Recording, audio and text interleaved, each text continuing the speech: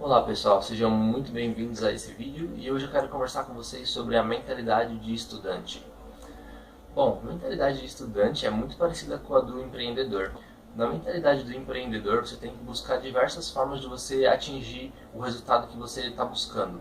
E na do estudante, é basicamente a mesma coisa, você vai ter que buscar diversas formas de estudar e de aprender, de fixar esse aprendizado que sejam eficientes para você. Se você tentou um método de estudo e viu que o resultado dele não é o que você esperava, você tem que procurar um outro e assim por diante. Então, no que eu julgo que consiste a mentalidade de estudante? Vamos lá. Você sempre vai ter que ter em mente que você nunca sabe o suficiente. Porque assim você vai estar sempre buscando aprender novas coisas e um detalhe a mais ou outro, e isso é o que vai fazer você continuar em constante crescimento e aprendizado.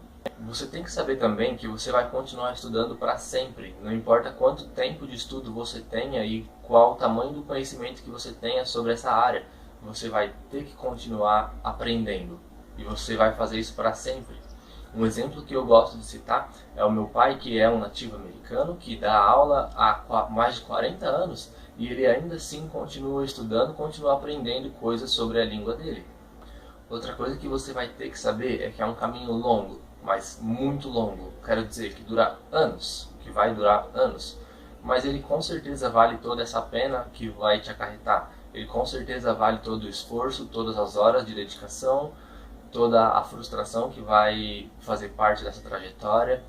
Tudo que engloba essa trajetória vai valer no final, ou na verdade antes do final, quando você já começar a colher esses resultados do seu esforço. É muito importante manter em mente que você tem que começar por baixo. Existe um termo em inglês que chama baby steps, literalmente passos de bebês, que é quando você começa por baixo, você começa aos poucos, você começa do mais básico, do mais simples e vai se aprimorando. Não adianta você querer entender uma regra gramatical mais avançada, sendo que você não sabe uma básica que compõe essa avançada. Então você tem que começar do mais básico, você tem que começar do mais simples para você poder avançar, evoluir e ir aprendendo o que é mais avançado. E também é muito válido mencionar que aprender não é só absorver informações. Aprender não é só ler livros, não é só ler artigos, assistir filmes, escutar os nativos falando. Não é só absorver informações e manter ela dentro de você. Você tem que praticar, você tem que expor o que você aprendeu, você tem que usar esse seu conhecimento novo de alguma forma para que ele seja transmitido para alguma outra pessoa e assim você vai realmente fixar ele dentro de você. Porque quando você absorve, você lembra daquele conhecimento por certo período, mas quando você pratica, ele fixa muito mais dentro de você. E numa futura situação, você vai lembrar dessa outra situação em que você usou, que você praticou esse conhecimento e vai ficar muito mais fácil dele ser usado pela segunda vez e assim por diante. Então uma coisa que eu gosto de encorajar muito é que você ensine outras pessoas aquilo que você aprendeu.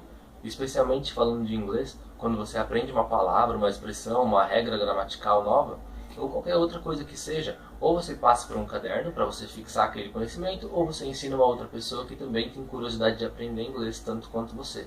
E agora os dois pontos mais importantes desse vídeo. O primeiro é que é muito importante saber desaprender informações que você aprendeu errado.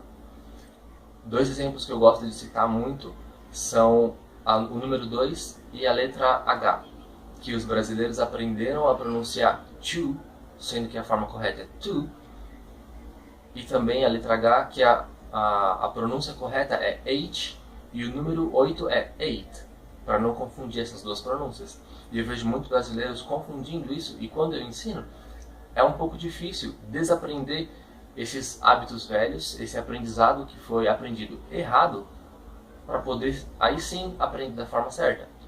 Então é muito importante identificar essas situações em que essas coisas que você aprendeu errado, saber desaprender elas, saber excluir essa informação da sua cabeça para você poder preencher com o conhecimento certo. E o segundo ponto é justamente aprender corretamente. Porque se você aprende alguma coisa corretamente, você evita o primeiro ponto que eu mencionei, que é precisar desaprender as coisas. Então, se você aprende corretamente, você não vai precisar desaprender. E uma dica essencial é: aprenda com quem fala o inglês nativo. que isso vai te ajudar muito. Bom, é isso. Eu espero que eu tenha ajudado vocês, dado uma luz nesse caminho que vocês vão trilhar. E me deixem saber, julgando o vídeo, se vocês gostaram ou se não gostaram, ou se vocês têm algum outro ponto para esclarecer aqui embaixo. E é isso. Falou!